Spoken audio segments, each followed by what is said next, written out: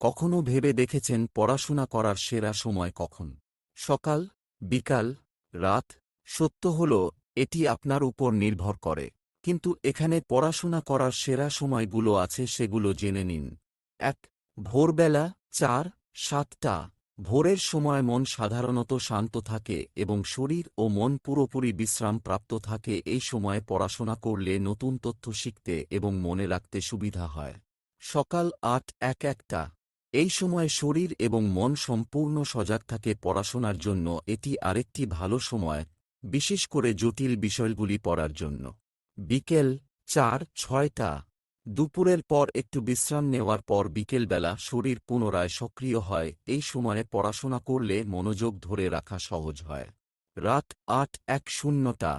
যারা রাতের বেলা ভালোভাবে কাজ করতে পারেন, তাদের জন্য এটি একটি ভালো সময় রাতের নিরিবিলি পরিবেশে মনোযোগ